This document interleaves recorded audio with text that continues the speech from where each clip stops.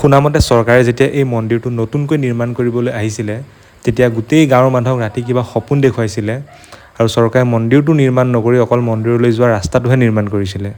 মই এতিয়া আছোঁ আপোনাৰ ভীমশংকৰ ধাম জ্যোতিৰ্লিংগ, যোনটো আপোনাৰ পামহি ফালে আছে গুৱাহাটীৰ পৰা আপোনাৰ মেইন গুৱাহাটীৰ পৰা আপোনাৰ লাইক 15 to 20 কিলোমিটাৰমান দূৰত আছে। আৰু ইয়াত আহি পেলাই মানে যোনটো হেপিনেছ ফিল হৈছে ন, ইয়াতে যোনটো মানে পিচফুলনেছ আছে ন, কি ক'ম।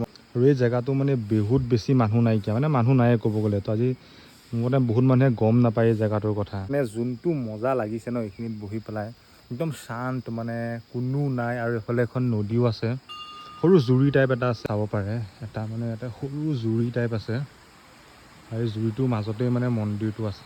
আৰু এটা যোনটো পৰিৱেশ ন, লিটাৰেলি মানে এইটো চাওক, সেইখিনিতে মই অলপ আগতে বহি আছিলোঁ, মানে কি ঠাণ্ডা, মানুহ দুনুহ নাই ন, মেইনলি মানে পূৰা শান্ত হৈ আছে জেগাটো। ইয়াতে বহুতকেইটা জ্যোতিৰ্লিংগ আছে, মানে শিৱলিংগ আছে, সেইকেইটা চাই লওক। আৰু এইফালে মেইন মন্দিৰলৈ যায়। মই মন্দিৰৰ পৰা আহিলোগৈ।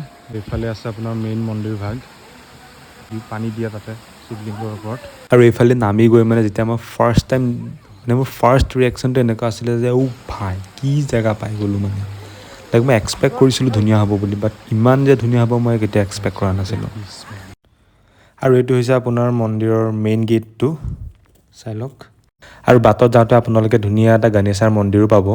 তাতো আপোনালোকে মন্দিৰলৈ যোৱাৰ আগত সোমাই কৰি পূজা কৰি যাব, বহুত ভাল লাগিব।